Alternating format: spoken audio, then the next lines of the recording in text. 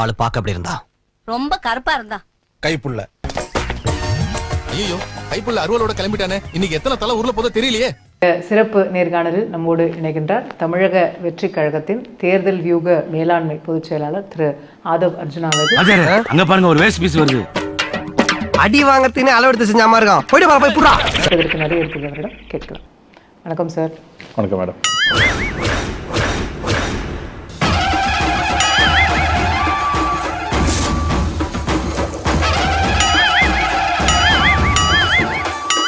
திடீர்னு செங்கோட்டையன் இப்படி ஒரு சர்ப்ரைஸ் என்ட்ரி, எப்படி இது நடந்தது? ஓ சரி, இனி கட்சியை வித்துற வேண்டியதுதான். Excuse me. எஸ், இந்த ஏரியால எதை கட்சி ரீசெண்டா வாடகை கிடைக்குமா? யூ வாண்ட் கட்சி? யா, see the best. Vetri Kazhagam. Vetri Kazhagam. Okay, beautiful. You are very lucky man, magic man, jet man, but not old man. திடீர்னு செங்கோட்டையன் இப்படி ஒரு சர்ப்ரைஸ் என்ட்ரி, எப்படி இது நடந்தது? திடீர்னு அப்படி கிடையாது. அன்னைக்கு வந்து வேலை கட்டேன், தரவே மாட்டேன்ட்டாரு.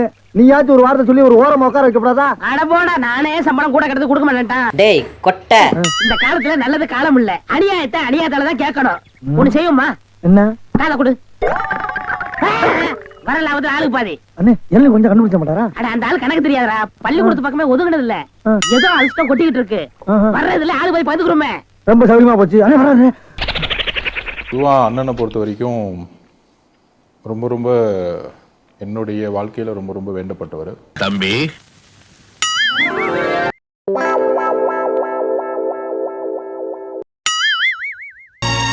உன் பேர் என்னப்பா?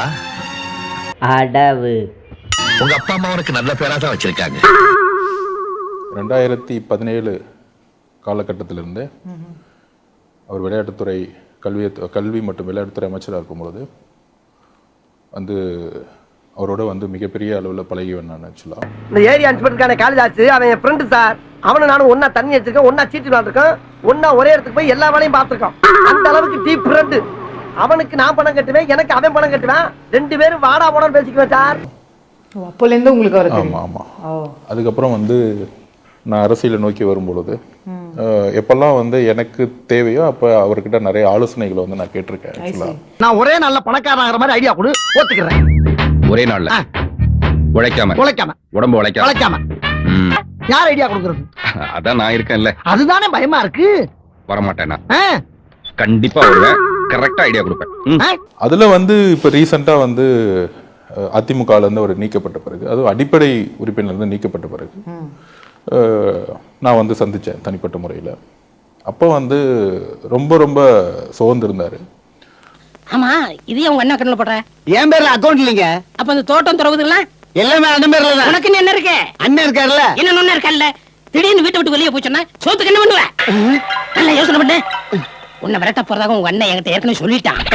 ஏய் சுப்பையா, கூப்பிட்ட உன்னை தாண்டா.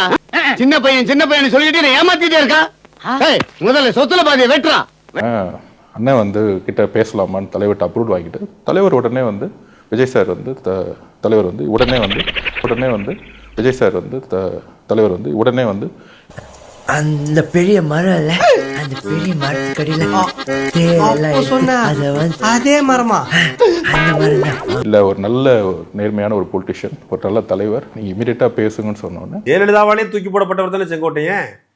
இன்னைக்கு அவர் தூய்மையானவர், அதிமுகவுடைய கரைபடாத கரங்கள் சொந்தக்காரரு, ஊழல் கரைபடியாதுன்றாங்க. வரலாறு தெரியாதவன் எவனாவது ஒருத்தன் புயல் காத்துல பொறி சாப்பிட்டு இருக்கான் சொல்லுங்க. செங்கோட்டையன் எப்பேற்பட்டவன்ன்றது தாவேகாவில் இன்றைக்கு இருக்கக்கூடிய அந்த முக்கிய அரசியல் பிரமுகர்கள் முழுசா அறிந்திருக்கிறதுக்கு வாய்ப்பு இல்லை.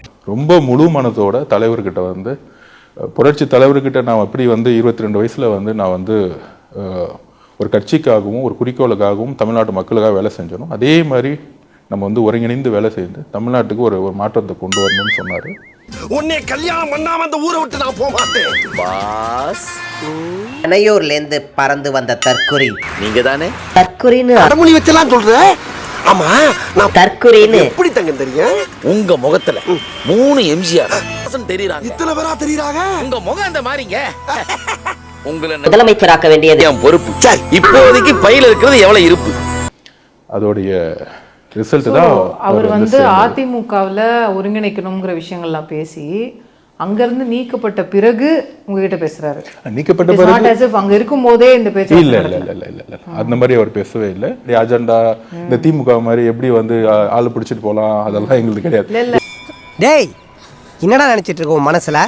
ஏன் ஆளை பார்த்தா உனக்கு அப்படி தெரியுதா இல்ல என்ன பார்த்தா இப்படி தெரியுதா? எங்களுக்குள்ள வந்து என்ன ஒரு தியரினா அவரை உங்ககிட்ட கொண்டு வந்து சேர்த்து விட்டதே பிஜேபி தான்.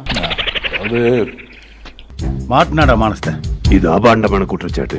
திமுக வந்து எப்பயுமே ஒரு நியூஸ் வச்சுக்கும். தன்னை எதிர்க்கிறவங்க யாரெல்லாம் வந்து ஒருத்தங்க எதிர்க்க சொல்றது வந்துட்டாங்க, திமுகன்றீங்களா? வேற யாரு இருக்கா? ஏண்டா ஊருக்குள்ள இப்படித்தான் சொல்லிக்கிட்டு தெரியா?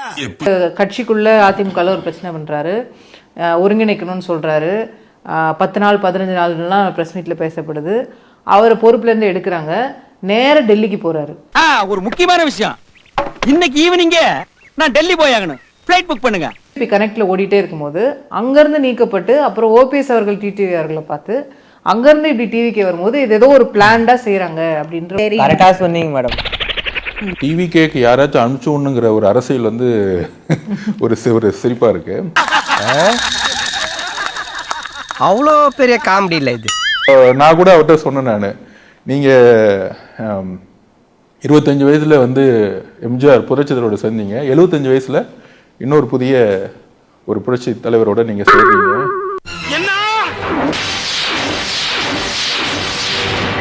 என்ன சொன்ன? 75 வயசுல இன்னொரு புதிய ஒரு புரட்சி தலைவரோட நீங்க சேர்றீங்க. இப்ப தாவேக்கோட நிலைப்பாடு அதிமுக ஊழல் கட்சியா? அதாவது வந்து இப்ப நான் என்ன உங்கள்கிட்ட சொல்றது? மீடியாவும் சரி, இப்ப இருக்கக்கூடிய திமுக சுத்தி இருக்கக்கூடிய விஷயங்கள் என்ன நெரேட்டிவ் சொல்றாங்க, தாவேகா டிவிகே ஏன் வந்து அதிமுக எதிர்க்க மாட்டேங்குது, ஏன் வந்து பிஜேபி எதிர்க்க மாட்டேங்குது அப்படிங்கிறதுல உங்களுடைய கொஸ்டின்ல இருந்து இருக்கக்கூடிய ஒரு விடயம். அத பத்தி தான் காலையில இருந்து கேட்டுக்கிட்டு இருக்கேன், சொல்லி தொலையண்டா. எங்களுடைய பதில் அதுக்காக கேட்கல, நான் முடிச்சிடறேன். எங்களுடைய பதில் என்னன்னா, தமிழக வெற்றி கழகம்னு ஒரு கட்சி உருவாகி இன்னைக்கு மக்கள் மத்தியில ஒரு மிகப்பெரிய செல்வாக்கோட 28%, இன்னைக்கு இருக்க லேட்டஸ்ட் 28% நாங்க கிராஸ் பண்ணிருக்கோம். 1000 பேரை பார்த்திருக்கிறேன், ஆனா உன்ன மாதிரி ஒரு டுபா கூட நான் பார்த்ததே இல்ல. இப்ப 26ல நம்மளுடைய தலைவர் தெளிவா சொல்லிட்டாரு, டிவிகேக்கும் டிஎம்கேக்கும் மட்டும்தான் எங்க ஃபைட். அதிமுகவுடைய தவறுனால 21ல அவங்க தண்டிக்கப்பட்டு முடிச்சிட்டாங்க. இல்ல அதிமுக ஊழல் கட்சியே இல்லையா? கேக்கும் டிஎம்கேக்கும் மட்டும்தான் எங்க ஃபைட். அதிமுகவுடைய தவறுனால 21ல அவங்க தண்டிக்கப்பட்டு முடிச்சிட்டாங்க.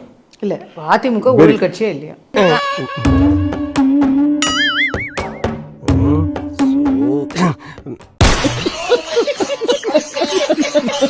அதுதான் சொல்றேன், ஊழல் 21ல ஊழல் குற்றச்சாட்டுகளும் எல்லா கொள்கைகளையும் மாநில சுயாட்சியோட கொள்கையெல்லாம் விட்டு கொடுத்தனாலதான் நம்மளே டேய் ப்ளீஸ்ரா, உனக்கு பேசவும் தெரியல, உனக்கு ஆடவும் தெரியல, சரி பேசாம உக்காடுறானா கேட்கவும் மாட்டேங்கிற.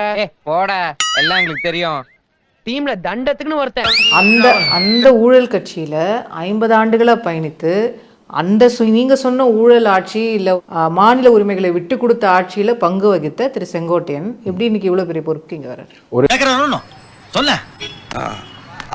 இது இவளுக்கு பேட்டியை முடிக்கிறக்குள்ள என் வேட்டியை உரி உள்ள இருக்க போட்டி எடுத்தாலும் எடுப்பாங்க இருக்க. கொஞ்சம் சீக்கிரம் முடிச்சு விடுங்கம்மா, அம்மா கரையில கொஞ்சம் வேலை இருக்கு. புரட்சி தலைவர் அவர்கிட்ட நம்பிக்கையாகவும் உறுதியாகவும் இருந்து வெற்றி பெறுவது மட்டும் இல்ல, 2 விஷயம் வாழ்க்கையில முக்கியமா முடிவெடுத்தார். ஒன்னு 72ல புரட்சி தலைவர் சேர்ந்தது, இன்னொன்னு புதிய தலைமை 1989ல எந்த புதிய தலைமை வரும்பொழுது புரட்சி தலைவி அம்மாவோட அவங்க இருந்தாங்க ஆக்சுவலா. ஆனால் கட்சிக்கு ஒரு நிமிஷம், புரட்சி தலைவி ஜெயலலிதா அவர்கள் ஊழல் செஞ்சிருக்காங்களே, அதாவது நீ கேட்ட ஒவ்வொரு கேள்வி என்ன செருப்பால அடிச்ச மாதிரி இருக்குடா. மாதிரி இல்ல, உண்மையிலே செருப்பால தான் அடிச்சது. அது மாதிரி கலைஞர் மேல வந்து நிறைய குற்றச்சாட்டுகள் சொல்லலாம். இன்னைக்கு நீங்க சர்க்காரிய கமிஷன் பத்தி பேசலாம், எவ்வளவு குற்றச்சாட்டுகள் சொல்லலாம். குற்றச்சாட்டுகள் இருக்கு, நிரூபிக்கப்படும். குற்றச்சாட்டுகள் இருக்கு, நிரூபிக்கப்படும். குற்றச்சாட்டுகள் இருக்கு, நிரூபிக்கப்படும். இல்ல அசிங்கப்பட்டான் ஆட்டோக்காரன். ஒரு புதிய அரசியலை உருவாக்கக்கூடிய இடத்துல நாங்க வந்திருக்கோம். ஏன்னா நாங்க புதிய கட்சி. ஒரு மொட்டை, ஒரு மீச, 4 ஸ்கூல் பசங்க, அதுக்கு ஒரு தலைவன்.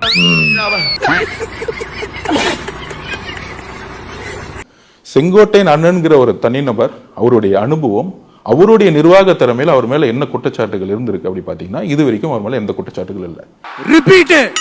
இது வரைக்கும் அவர் மேல எந்த குற்றச்சாட்டுகள் இல்ல. இந்திய நிலத்திலேயே நடந்த மிகப்பெரிய பாலியல் வன்கொடுமை வாச்சாத்தி பாலியல் வன்கொடுமை.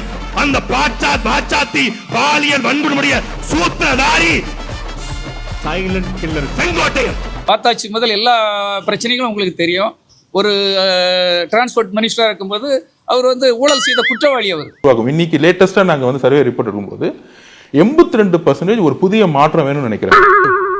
இதெல்லாம் புயல் காத்துல உட்காந்து எவனா பொறி சாப்பிடுவான், அவங்கிட்ட போய் சொல்றா. அதிமுக இருந்து இன்னும் பல பேர் வர போறாங்க போல இருக்கே. இல்ல அதிமுக நம்ம ஏன் சொல்ல வரல, அதிமுக திமுக இருந்துமா, காங்கிரஸா இருக்கலாம், திமுக இருந்து இருக்கலாம். ஏன்னா எங்க மக்கள் சக்தி இருக்கோ கண்டிப்பா வரும். அப்படியே குத்தம் மூக்குல இருந்து ரத்தம் வரும்.